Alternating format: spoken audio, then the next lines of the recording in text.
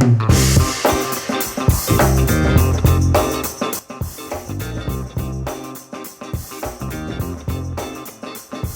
and welcome to Season 6 of Business Mentorship, Keeping It Real. Introducing corporate leaders who have taken the leap to business owner and celebrate their great idea in our guest blog, found on shareyourstories.online. Our guest joins us from Portsmouth, New Hampshire. Nadja Fromm is the founder of Fromm Consulting, where she helps small business owners cut through the noise and build smart, sustainable growth strategies. With 20 plus years of experience in global brand leadership and startups, she coaches bold entrepreneurs towards clarity and momentum. Let's find out how Nadja not only escaped the 9-to-5, but helps her clients to create a life without duct tape and grit. It's my pleasure to welcome and introduce everyone to Nadja. Thank you so much for the introduction, Trish. Good to talk to you. You know what? I absolutely love the phrases. I mean, we've all come from corporate, right? So we cut our teeth in corporate. We learn those skills, leadership skills that we transition into entrepreneurship. But I love your description, without duct tape and grit, because seriously, we can all relate to those days when we're sitting in, the corporate environment and you're thinking, what the heck am I doing? This is just not working anymore. So share with our viewing and listening audience how you made that transition from the corporate 9-to-5 into entrepreneurship, because it's quite a leap. It certainly is. It probably took me really the complete 180 shift in everything that I do, the way I was thinking and the way I was walking through life seriously. So as you mentioned, it was over 20 years and really climbed that corporate ladder all the way up. And I always thought just around that next promotion and that next pay raise, that is where fulfillment lays and that is where happiness is coming. And in the end, once you sit in these board meetings, you realize that none of this really matters and that you don't really make an impact because 80% of what you do is just talking about politics and internals and preparing that next meeting. And so quite honestly, sharing the vulnerability here is it took me 3 major burnouts to wake up. And my body and my soul and my heart to force me in my tracks to say, Nadja, this is not working anymore. So it really forced me to this complete stop. And that is where I finally took the time to reevaluate what do I really want in life and what is it that lights me up? Because I always thought, well, this is just what it is. It's the hustle, it's the grind. That is just what it is. That's what they say, no pain, no gain. And I hate these sayings nowadays because it's not the truth. Because I found clarity and ease and just so much pleasure and so much fulfillment without the hustle and the grind and the pain. And it can be so easeful.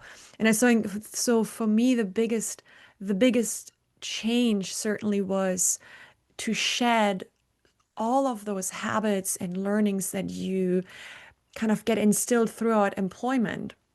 Society, quite honestly, teaches us early to raise our hands to speak, to wait for your manager's approval, right? To ask for direction and when you turn that page, when you jump ship and become an entrepreneur and build your own business, or even if you're just on the brink of doing it, one of the biggest things that you will learn quickly is that you have to believe in yourself first.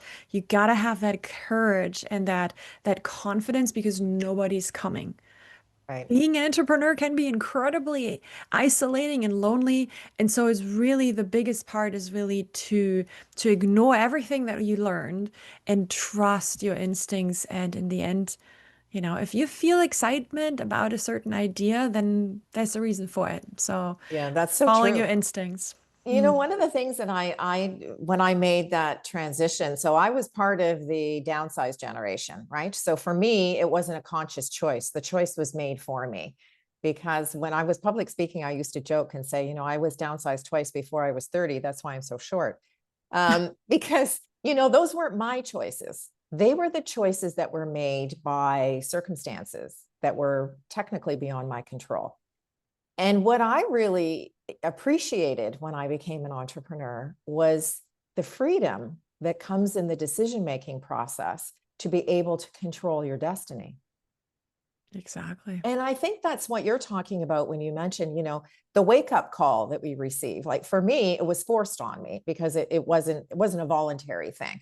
But for you, it was corporate burnout. And it was all of these things started to pile up until you made the decision to follow your dream and take your great idea from an idea into a business.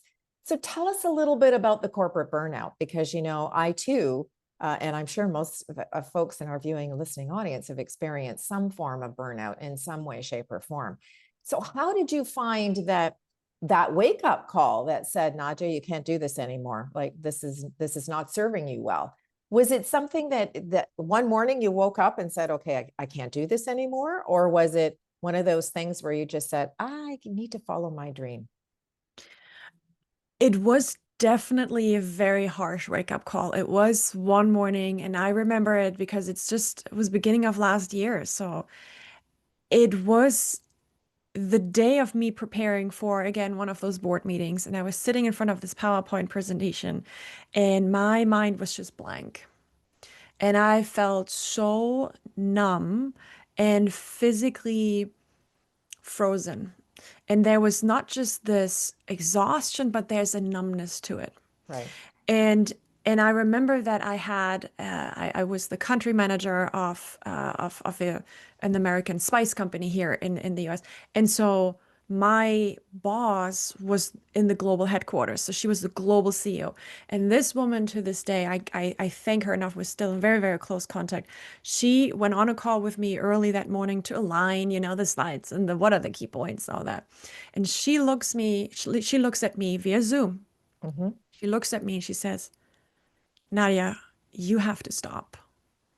She saw my light was completely gone, and it was this exhaustion, and that was that wake up call that I said, wow. And that was the moment that her acknowledging it, which is why it is so important that we talk about these things, because Right. it's not a stigma. It is not a shame. It is nothing that you do wrong or that you fail, but you try to force yourself into a mold, into sustaining in an environment that is not made for you, that makes you Right. physically, mentally, and emotionally ill. And there's no Mm-hmm. shame in that. But the moment she acknowledged that for me, that is where really, and I am getting emotional again, but this is really where it all just broke loose and I was finally allowing myself Right. to break. Right. Before Right. that, it was the duct tape and it was just holding it together with sheer willpower. And that was that moment where finally someone looks at me and says, I care about you as a person more than as you as the general manager for the US. It's just a job, Nadia. Yeah. You're more than important. You have one health. That was the wake up call, and I'm forever grateful for this woman. What a wonderful story, because not all of us have had those great connections with the senior level of management that we report to, right? Part of the grind is you get the list of deliverables and we just sometimes robotically, we go through what those deliverables are to meet them. And Mm, how wonderful that the individual that you reported to could acknowledge and support you by saying, this is just not working. It's not that you're not doing the job and that you're not performing in the job, but I can see that you're very unhappy. So that, we have to make a change. yeah. And I mean, as you know very well, the moment you are in this burnout mode, that is your brain being in complete survival state. Right. That is where the lizard brain, the oldest part of our brain, fight, flight, freeze, if that is taking over, your whole the prefrontal cortex Vortex. is Yeah. not online. Yeah. So logic and rational and reason. So I was literally operating with a brain that was maybe online, maybe 40% online. Right. And so and then you feel guilty again because you just are not as sharp. So it's this whole spiral. And when someone is finally saying, wait a minute, Mm-hmm. I don't think you are okay. Yeah, And exactly. that was really beautiful. And I think Yeah. there's something about that, speaking up and talking about these things. And there's also something about, and I think that was interesting the way you said it, we get this list of deliverables and we just execute. But that is not necessarily a way of working that works for everyone. Yeah, it's not There are fulfilling. people, There are people like us that just you question the things, you have original thought, you feel imprisoned by having do it this specific way, do it by this time, and that feels like you're suffocating. Right. And if that's something that you're sensing, then you know that you're made for more and there's something else out there for you. And don't get me wrong, it works for many, many people. Yes. And at the same time, it's not for everyone. No, that's very true. Now, let's transition a little bit to the 20 plus years of experience in global brand leadership, because we all learned some amazing skills in those 9 to 5 jobs. I mean, let's face it, that's what gives us the opportunity to take that great idea into a business. So, share with us some of the leadership skills that you feel that you were able to learn and hone and execute with your previous teams that you've been able to translate into the entrepreneurial world. I think the biggest thing that I learned in my corporate world is the system thinking. It is to think beyond your department walls, beyond your own roles responsibility, beyond your job description, because everything that you do is impacting something else. And as I race through the ranks, the more you get exposure to all the different aspects of a business, you can appreciate in a way the processes and procedures that are in place. And that is what those billion-dollar companies are really, really good at. They have it down to the T to really work incredibly efficient and effective. And so I think there's a lot to be said about that blueprint of processes and procedures that I learned from those global companies. And that is something that now, cutting out the corporate BS and fluff and politics, but there's in essence, that is a lot that I'm now carrying over into my business coaching practice, where I can tell you that there are certain procedures and certain strategies that you can use that it doesn't require you to have $1 million marketing pockets, but there are just some rules that apply for any size of business. And so those are the things that really, really help me and my clients today. So that's what I'm really grateful for. And in the end, that's what it is. The good and the bad in life that kind of gets us, it shapes us to the person that we are today. So Oh, I'm that's so grateful for true. that, for all the 3 burnouts. I would not want to switch them or exchange them for anything else because they brought me here today, talking with you right now, Trish. Like that is what was meant to happen. And it takes some bruises and scratches on the way, and that's okay. And I love that you're being authentically honest with the fact that, we all hear the stories. There's some glorification in the idea of entrepreneurship or in the idea of having the freedom to make your own decisions. And there's a lot of merit in that. But we still have to remember that there is a certain amount of administration, we'll call it, like the great idea only goes so far. Then there's the technical things that have to be done, especially for a solopreneur, right? I mean, we collaborate with other like-minded professionals who maybe have the skill that we don't have, like I'm not really techie, so I need somebody to help me with the technology. Someone else, it might be bookkeeping, for someone else, it may be doing their newsletter or all of their content marketing. So we strategically align ourselves with other folks who can help us with some of the things that we would like to offload.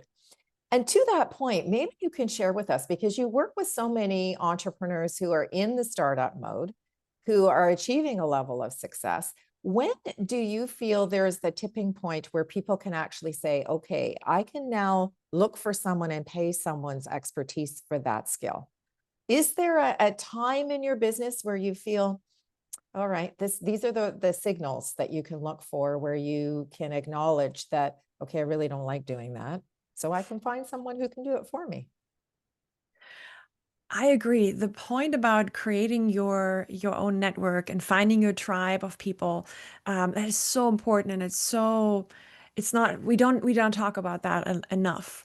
I think the biggest misconception, especially in the early days, is that think you have to do it all yourself.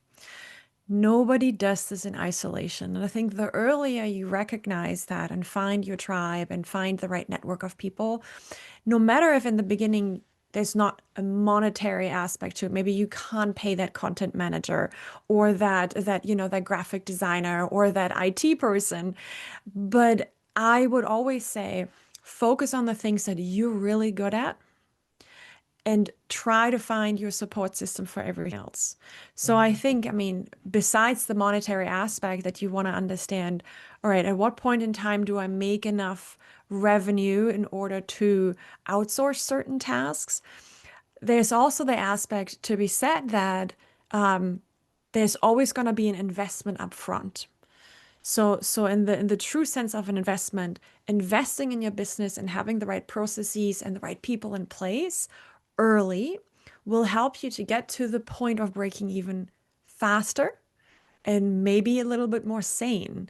So I think that while every business is incredibly unique as we are as people, I think there's something to be said about that feeling of, all right, I know where I'm going and I know what I'm really good at, and I know exactly, I can identify the gaps in my organization and then strategically starting to fill them. I think this is what's going to get you quickest to success because you don't burn yourself out about trying to be your own IT person, because that is taking you and your mental capacity and your attention and your energy away from the things that would actually grow your business. So be incredibly mindful and practice boundaries early. That would probably be the number one advice when it comes down to capacity planning for your business. And I love the way that you have sort of strategically aligned the fact that you need to budget for that at the beginning. It's an investment in your success, really, because I think that's something you're absolutely right. Lots of entrepreneurs I have spoken to are, they're exhausted because they do feel they have to do everything on their own, right? There's that trial period where you feel, okay, I don't have the money, I'm not bringing in any revenue, so I have to do everything. But Mhm. I love the way that you frame, you have to make an investment in your own business in order to get to sustainable growth and success. Yeah. I think, Trish, is really all part about checking in on your scarcity mindset. Mhm. Money scarcity, time, energy, ease. Those are the key resources we all operate on. Everybody operates on. And Mhm. if scarcity, like money scarcity or time scarcity is driving the show, you're not making sustainable, long-term sustainable decisions. So it all starts really with mindset, with making sure that you are really honest with yourself about what I'm good at and where I need support. Because isn't that the ultimate act of self-love and self-respect? Because if you invest in your business early, and if you invest in, having the right support system, then that in return will free up those resources, time, energy, ease, and money in the end as well. Because if you invest in it, you're investing and you're believing into the abundance of those resources that are out there. But if we sit here and say, I don't have the money to hire someone to help me with this IT problem, then this is an attitude you're going to take into all other aspects of your life. And so it all starts with mindset. That's so true. Now, is there something that you can share with our viewing and listening audience about Nadja that you can say, okay, I made the leap. I left the 9 to 5. Now I'm an entrepreneur. I've got some experience under my belt now in this new arena. And this is the wonderful experience that I'm having as a result of making that decision. Is there one area in your particular journey or life where you said, wow, this has really been amazing. This was the best decision I ever made? It's it had a positive effect on all aspects of my life, all of them. And it starts with the the appreciation for freedom and freedom of my time and freedom of making my own decisions and freedom of owning my energy and being fully responsible and capable of protecting my energy and my time. And so while the the jump from having the paycheck, the perceived safety of the benefits that come with it, and as someone who, has been in one of those downgrading waves, all that perceived safety of a job and of a paycheck, it's just that. It's just perceived safety. It can be taken away from you any day. So in the end, it's to me the part of, while maybe I am not yet making as much money as I did before, but not for a second do I care. Not for a second am I missing it, because now I have the freedom. And don't get me wrong, it's hard work, and there's definitely a lot to be said about energy and time and passion that goes into it. But it just hits differently when you sit in a Sunday afternoon and I do my CEO time when I'm working on my business instead of just in my business. And how nice is that when friends are like, "Oh, you have to work on a Sunday?" I'm like, A, it doesn't feel like work. And B, I don't have to do anything, but I want to because I'm so excited that I can take this time. And so the appreciation for this, exchanging the perceived safety and the status and the title and the money with the freedom and with that true sense of control. That is for me the biggest thing, and that was the biggest reward. And again, that feeling of freedom and ease is now translating into all the other aspects of my life. And I have never been healthier, and I have never been happier, and I've never been so in love with the person that I become and that I am becoming every day. And that is a gift that I would have probably not been able to receive in this way if I would have stuck around and just pushed through. Mhm. That is for me the biggest gift. Well, I absolutely love the way that you've aligned. It's not always all about the money, right? Because I always say, I mean, I've been in business as an entrepreneur for over 3 decades, and I can honestly say, if your prime objective is only money, it won't last, because it just becomes another job, right? Yeah, You just you create your own job in a different environment, but you put, to your point, you put all of those systemic pressures on yourself so that it just does become another job. And that's not really the transition into entrepreneurship. Has got to be more than just the money. It's all of those wonderful things that you've mentioned. So I thank you agree. for sharing that with our viewing and listening audience. I think those are really important things to be able to identify with that transition. So you gave up the duct tape and you gave up the grit for sure. Certainly. Now, one of the Yes. things that we do in the guest blog is we share 3 words of advice. So with our viewing and listening audience today, I'd like you to wrap up our conversation by explaining to folks why clarity, courage, and consistency is important to you in your new venture. So the clarity, courage, consistency is definitely first of all, it sounds really nice, but it to me, clarity is where it all starts. Clarity is to be really clear about who you are, what you stand for, because I think that when you're really clear on that, everything else is falling into place so much easier. Courage. Now that's the bold action. That is the bravery and making moves even if you're scared. Because don't forget, your brain is built for safety and it just wants to keep you safe. And everything that is unknown is scary, so we avoid that. But if you have the courage to go after it, even when you're scared, I think that is such an important criteria to look for, to actively seek out. And consistency, I mean, that's in the end me as a marketeer at heart. It's all about how you show up again and again. And that, in my opinion, is what really turns an idea into impact. That is when momentum is really built. Momentum is built actively by showing up every day. It's not just found, you creative actively. And that's for me, clarity, courage, consistency, kind of my leading motto. Well, I love that there's 3 C's there, because there's your marketing brain, right? You're using the 3 C's to market those 3 words of advice. So thank you so much for joining us today, Nadja. I think that you've shared some really wonderful aspects of the realism of making that transition into entrepreneurship, and then some of the joy that you've experienced as a result. And I think that's a wonderful gift for everyone Yeah. who joins us today. So thank you so much for that. Thank you for having me, Trish. If you'd like to connect with our guest, you're going to find Nadja's contact information in the description portion below. I'm Trish Tonai, author, artist, and the founder and host for the series, and we invite you to share your business story. Just visit our website at shareyourstories.online and subscribe to our channel, Business Mentorship, Keeping It Real. Nadja and I would like to thank you for tuning in, and we look forward to meeting you next time when we share another great idea.